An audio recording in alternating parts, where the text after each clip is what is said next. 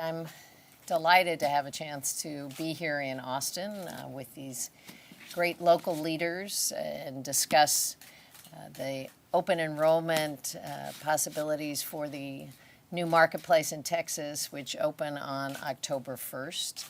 A lot of the folks who are with us today, health leaders and community leaders and city and county leaders, are engaged and involved and have been since this law was passed, and have been also engaged in the discussion in Texas about expansion of Medicaid, which is ongoing as we speak. But I want to thank Judge Biscoe and Mayor Leffingwell for not only gathering the group together today, but for their work in making sure that we begin this kind of coalition that is going to be able to do education and outreach to Texans who are eager to finally have health security for themselves and their families, who will be able to take advantage of the benefits offered by the Affordable Care Act. And our job now is to connect people with the benefits that are coming their way and make sure they have the information easy, close at hand, to be able to enroll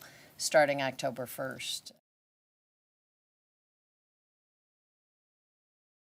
We are on track to have the marketplace up and running on October 1st, and part of that is the IT hub. So we're testing systems. It's a big system operation where information will have to be verified and re-verified, but I'm confident that we will be up and running and on track on October 1st.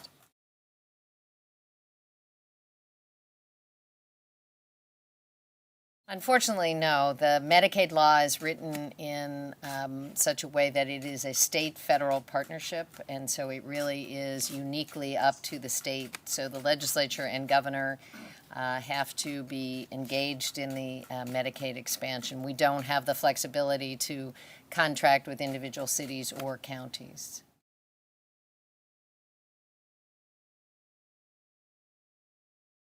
As far as I know, while there are certainly some engagement around the IT piece of Medicaid eligibility, because if people come in through the marketplace portal, they and are eligible for Medicaid in its current program, the state has to be able to receive those applicants and enroll them. But as far as I know, there is no other pending application for any kind of waiver. We are eager to have discussions with Texas about a program that could look uniquely Texan. We have a number of state governors and legislators who have fashioned programs around Medicaid expansion that have a lot of flexibility and look very much like the programs in that state. So we're certainly open for those discussions, but as far as I know, those conversations, at least with the state officials, are not taking place right now.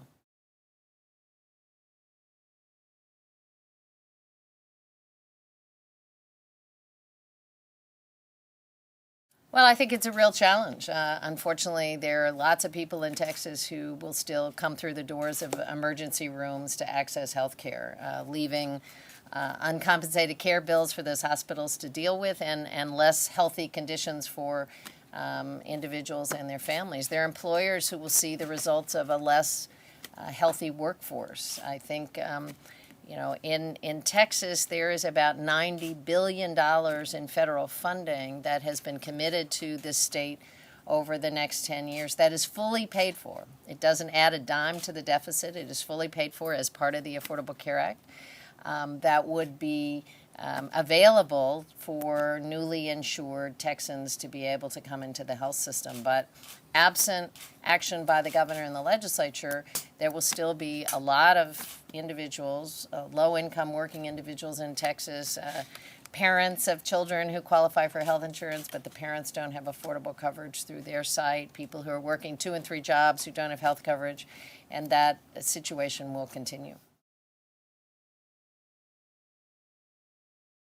We do not have final rates for the state marketplaces that are being operated by Health and Human Services yet. They'll be available by the end of September. But I would tell you that I think the news is very encouraging. First of all, we know that in the 11 or 12 states running state-based marketplaces where rates have been released, on average, the rates are about 18% lower than the current market rates for similar coverage. And that doesn't even take into account the kind of federal subsidy that will be available to people. So the rates look good on average. We know that there are companies entering the market who have not been in the individual market or the small group market in a long time. We have about 120 companies across the country who will be participating in federal marketplaces, and up to 15 plans in many of those states. So competition seems to be working well. I think people will have a lot of choices. They'll be able, for the first time ever, to look at a website or have help from a navigator to compare plans side by side. They will never again be locked out because of a pre-existing condition, which happens all the time. They won't have to read 1,000 pages of fine print to figure out what is not covered. All plans will have to have 10 categories of coverage, and insurance companies will compete against each other on the basis of price and service, not who can lock out people who might get sick. So I think it's a brand new day for a lot of folks who have been really suffering from health insecurity, not having coverage or not knowing when they would lose their coverage, seeing rates skyrocket. And I would say finally on the rate side, we are seeing, since the Affordable Care Act was passed and signed into law in March of 2010, the lowest increase in the private health insurance market over the last several decades. Rates have risen at a slower pace in the last 3 years than for the 25 years before that. Medicare rates are at an all-time low in terms of cost increases. Medicaid rates nationally actually went down per capita last year. Never heard of in the 50 years of the Medicaid program. So overall costs, the notion that somehow the Affordable Care Act is driving up costs is just not true. It's not accurate at all. It's not accurate in the private market. It's not accurate in the public market. And I think that's very good news.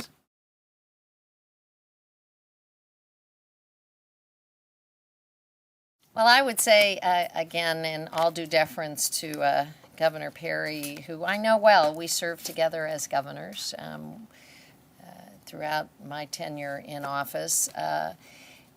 I think that what we're seeing is people are actually enthusiastically embracing the law. We have about 3 million young Americans who now have coverage on their parents' plan. That was not available prior to the Affordable Care Act. We have about 71 million Americans with private health insurance who have seen those plans strengthen. They no longer have annual limits imposed on their plans. They don't have lifetime limits, so they don't run out of coverage when they need it the most. Women now taking advantage of a whole range of preventive services, from cervical cancer screenings to well baby checks without co-pays. Medicare beneficiaries who are seeing additional benefits and saving on average $700 on their prescription drug plans if they were part of the donut hole. So what we've seen so far with implementation is people are very enthusiastically taking advantage of it. Open enrollment begins on October 1st. People haven't had a chance to enroll in a new market. That hasn't been available. And I think that the enthusiasm demonstrated here in Austin by the leaders with me today — I was with the Hospital Association and some provider groups a little bit earlier, I'm on my way to San Antonio — indicates that there is a lot of enthusiasm for people who have not had an opportunity to have affordable coverage through their employer, who are eager for open enrollment to begin.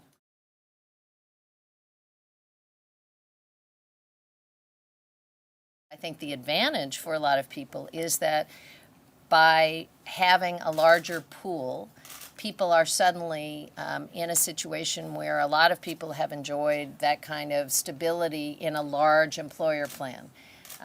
But small mom and pop shops, individuals haven't had those market protections, because if somebody had a heart attack, somebody had a cancer diagnosis, one person got sick, their rates would skyrocket, or they could be dumped entirely out of the market.